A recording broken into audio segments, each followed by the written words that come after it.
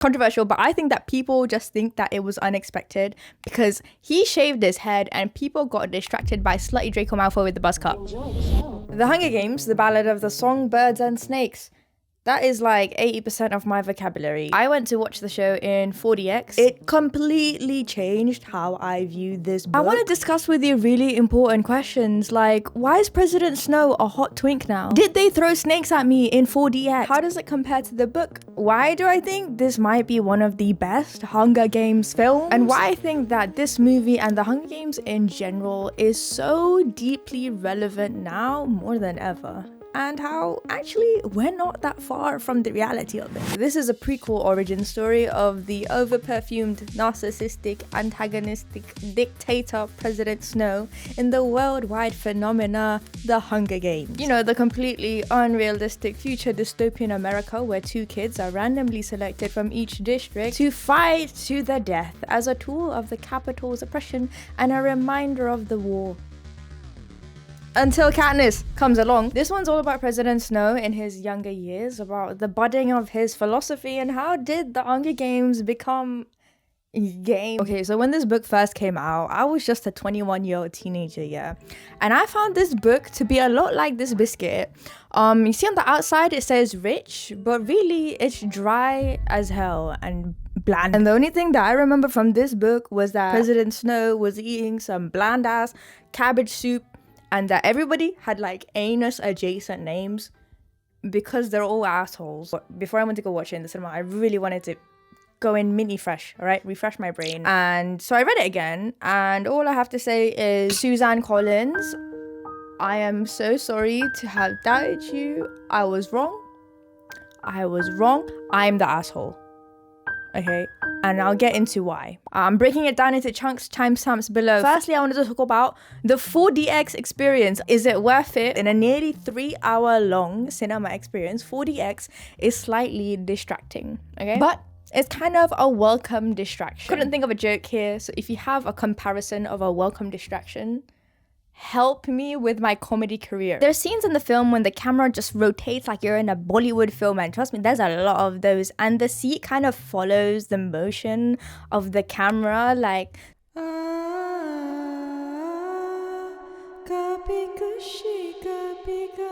scenes where people get stabbed.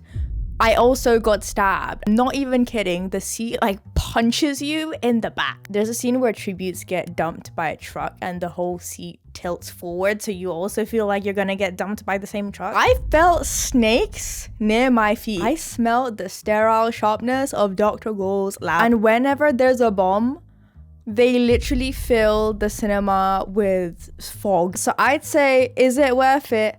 Hell yeah. Do you need to have watched The Hunger Games? I'd say no. There's a lot of scenic music, symbolic references. There's a lot of moments where you're like, ooh, oh look, ooh. But there's a reference where Lucy Gray's like, look at this random potato. We call it Katniss. And then you get the and then Corio's reaction, which is completely too much. Like he's like, what? Kind of as if he's able to look into the future and predict that Katniss will be his own downfall. The rubble from the rebel bombings created this structure, basically the inspiration for the cornucopia in years to come. Okay, how does it compare to the book? I think it's a pretty faithful adaptation to the book, although they did change some bits. I said the book is a lot richer. You get a truly better understanding of just how Delulu Snow is. I think the main philosophies, the main purposes of each character stayed really true to the books. The last act felt squished. Where are you running to? Why are we going so fast? I feel like the last act was worse in the books because everything just happened in like one chapter, if I remember. There's some scenes I would have liked, for example the banning of music in the end, or like I think Clemencia, her scales to show that the capital are not above experimenting on their own people as well. There'll probably be spoilers. Watch to find out. The basic premise of this movie is we're looking into the character of Snow when he's 18. Now, in the Hunger Games, they mentioned that there was a war and Hunger Games exist because of that war. 13 districts rebelled against the country that fed them, loved them, protected them. We swore as a nation We would never know this treason again. And Snow was a child when this was happening, right? His fashion cousin Tigris and his grandmam have faced some hardship. Like an influencer and America in a nutshell, he's pretending to be rich, but really he's a little bit poor and he's kind of just faking it until he makes it. It's the 10th annual Hunger Games, and this year the top students are assigned a contestant to be a mentor for in order to win the Plinth Prize, which would basically pay off extortionate tuition fees. And already it's like, be complicit in immoral actions for money. Where else have I seen this? One of the professors, Casca Highbottom, has a bit of a grudge against Snow. You hear that, boy? That's the sound of snow falling. And he pairs him up with Lucy Greybird. Like people who live outside of London, she's like, I'm from District 12, but I'm not really from District 12, you know what I mean? Her people are called Covey. She's basically a traveling band. Whilst Katniss is the Mockingjay, Lucy is the Songbird. And she's basically the Dolly Parton of Panem. I always forget that this is called the Ballad of the Songbirds and Snakes. I started to feel a little bit like I was watching Les Mis cross HSM cross Glee, especially during the reaping scene when Lucy gets chosen and then she just starts belting, do you hear the people sing? And it's probably why they said cut it out in future years when Candace gets chosen and they don't sing, they just give a silent. You really start to see the symbolic parallels and importance of District 12. What I found really interesting was how the Capitol in the Hunger Games looks vastly different 60 years later to how it does in Ballad Songbirds. But if you look at District 12 in the reaping ceremony, it looks essentially the same apart from the addition of a massive flat screen TV. It further highlights the great class, wealth, and power divide. Economic disparity remains a choice and a means of control over the population. Even if they say, quote, it's relatively peaceful in the district because nobody's rebelling, it can never truly be peaceful because they're still lacking in liberty and equality and freedom. I enjoy Zelger's performance. I think she's good at Lucy Gray. To me, the star of the show was really Tom. Apparently she sang live. Like, whoa, this really is Les Mis. Not to be the one to talk about accents, but I found that her accent kind of came and went a little bit, especially in that one scene where she's like, what does my mentor do besides give me roses? I'm obsessed with how she barely even fights in the games either. Like, just some cunty boots, compact, and the power of song. I really love the scene where she was about to get killed by the snakes and Snow's just there like, whoa, no way, what? Why are the snakes not attacking her? Oh my god, it must be the power of song.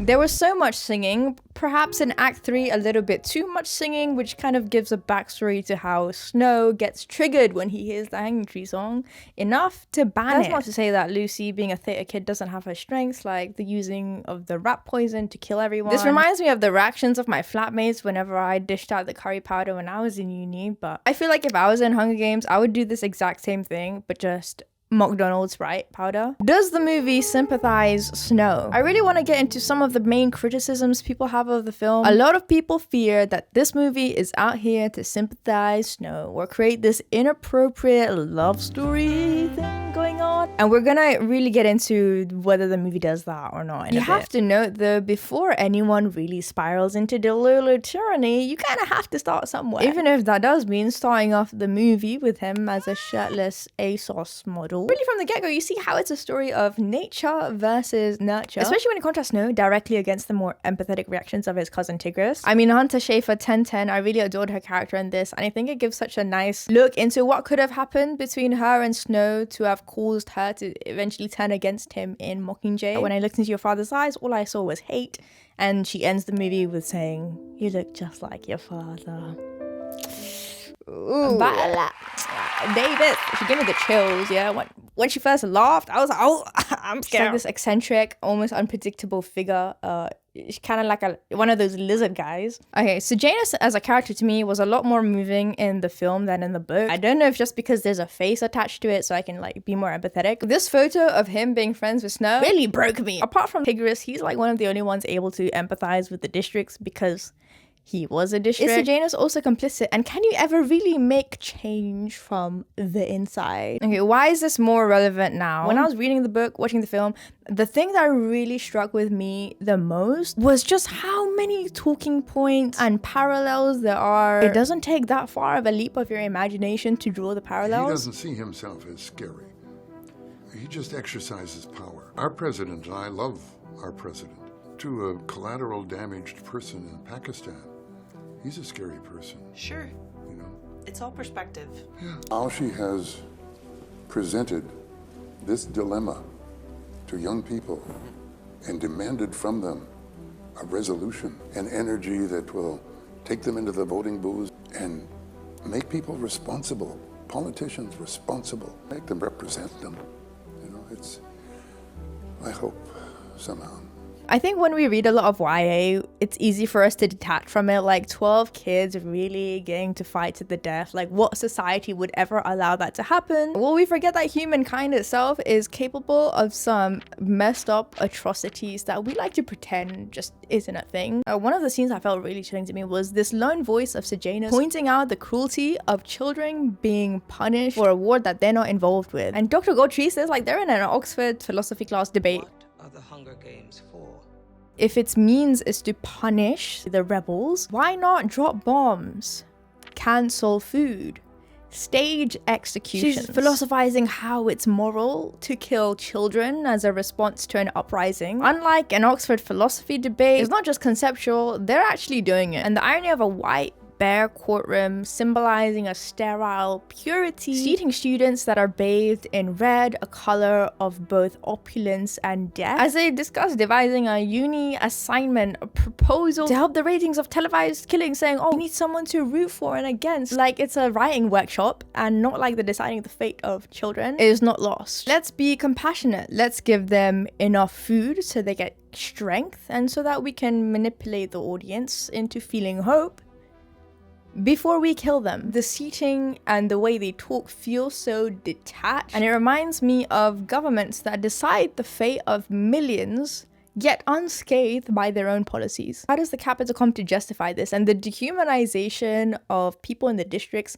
isn't just those in power. This rhetoric is passed down through families. Corio's capitalist grandma noted at one point how Lucy Gray isn't just a girl, but she's a savage, however they may smile. And the divide is really clear, not just through speech, but like in this scene, whilst he might have briefly been behind the bars at one point, the grey metal was this ever-present divide. It's not just about class between the rich and the poor, but this idea of a primitive people versus the righteous purity of a people who are just, quote, defending themselves. How do we treat the voices of moral reason? Anyone who wants freedom gets branded a rebel.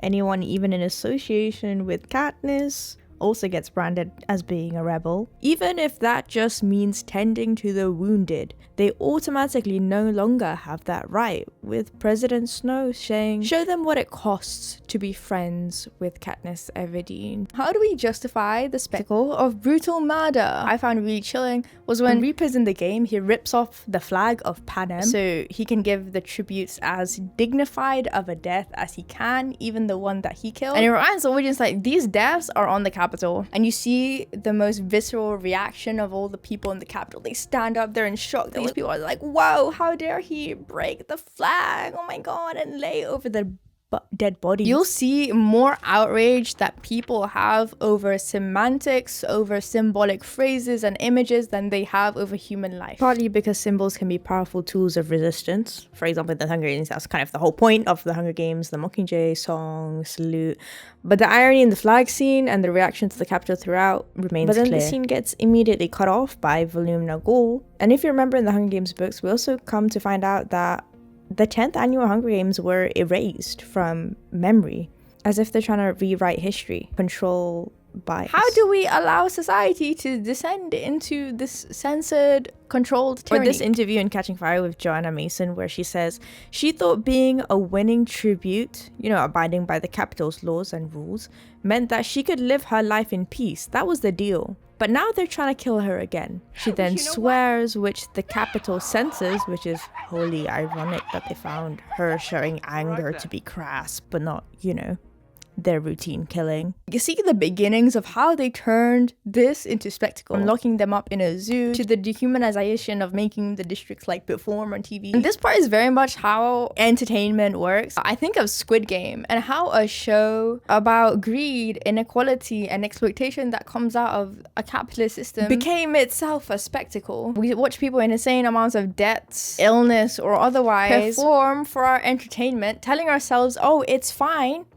because it's a choice that they made. Lucky Flickerman's like bumbling presenter energy further just highlights the absurdity of it all. Like him saying Marcus's body and going, ooh, yikes, to him talking about weather reports when people are dying. It's just a bit like, it feels really relevant to how we consume TV today. But also like Suzanne's initial conception of the Hunger Games in itself. Suzanne herself says she saw reality TV on one channel and the Iraq War on the next. And you can see how throughout time and throughout history, we just get the same regurgitation of these talking points. I think this parallel has always been pretty obvious, even in the Hunger Games, like from the hospital bombings to the propaganda. I love the use of color and symbolism with the clothing as well. I'd love to do a whole separate video on like designing a dystopia if you guys are interested in that. For example, Tigris in the shades of pink, both of a rose, but also it's like a muted blood. So she's not quite as complicit as everyone else, but by association and by participation in the capital, she is. Nearly a decade after Mockingjay, what really hits you is that you're like,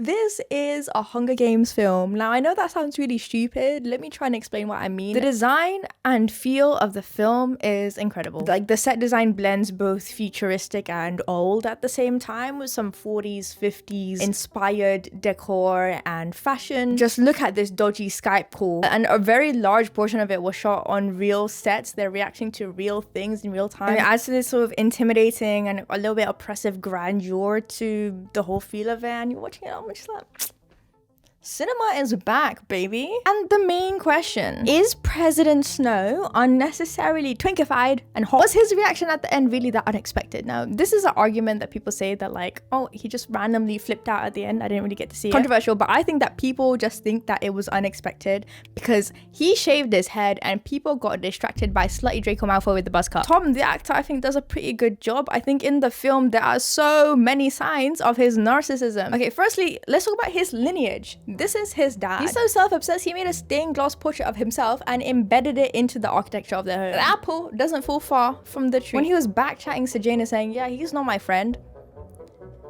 and then killing him. There's a scene where he's in the hospital. People in the capital, they see Lucy Gray's amazing vocal cords and they're so moved. And he's not moved. He's looking around like, wait a minute, the Hollywoodification of the Hunger Games shit is working. Him saying his first kill felt powerful. Do you think at one point he looked at Lucy and was like, all right, is she a bad one still? Awkward, almost kiss, and he was like, wait, real or not real? Are you playing with me? I think him wiping her tear, the fact that they genuinely connected as orphans, the bit where she was like, you know, you're an orphan as well, we're orphans. Him giving her his late mother's clothes, the care of her compact. Them having the whole we were liars moment in the pool, you know, jumping around like they're in the Abercrombie and Fitch ad. If he just didn't make all the bad choices, like who could he have been as a person? Like, to me, Corio and Lucy will always be kind of ridiculous. Like he was in a 2-month situation that broke him so bad that he became a dictator. You know how like men do this whole guitar song sing-along thing? When Lucy finally does it to a man, he kind of just walks away.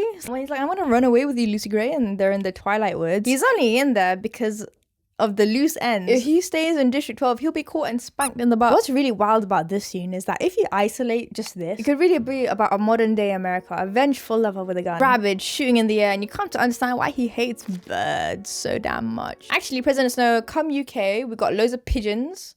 But everything that he does is ultimately for self-preservation, for the benefit of himself. Ironic, he's willing to essentially be a rebel in breaking the rules of the games. He's willing to cheat because it helps him win. When they're giving water bottles to people in the arena, using coins like it's a game on Xbox. I love the scene where they're like, Corey, you can't interfere with the games. You're like, I'm just getting them water, yeah. I'm just getting them water. Next time they should get sponsored by Stanley because that shit survives anything. But as soon as Sejanus breaks the rules to help other people, that implicates him, and now Sejanus is a rebel in a different way. The foreboding ending. Mysteries have a way of driving people mad. Him not knowing whether Lucy's alive or dead. Back in the same room where they philosophize over death. Born are the ideas of destruction from conceptual to concrete. We've got Snow's favorite weapon of murder, from rat poison to the berries. So why do I think this is near Kendrick Lamar levels? I think it's just seeing how the Hunger Games gets justified. His first love and ex set off President Snow. And I think it's just how alarming it is to be able to draw such clear parallels. I think Mockingjay Part 1 and Part 2 were just a little bit too slow for me. Hunger Games is a great film. I just prefer steadier shots, not filmed by a camera so unsteady that it needs therapy for some stabilization. I found the ending to be super symbolic. The deeper shade of red in his clothes, him following in his father's compass footsteps, the Statue of Liberty with swords, a rainbow of destruction, referencing both Lucy Gray's dress, but also all the colors of the rainbow mixed together turn white as the driven snow. And his hair, like he got that Plinth money and he booked that hair appointment ASAP. Boop. I don't know where to put this in the review, but what graphic designer mowed the sparkling star into the lawn?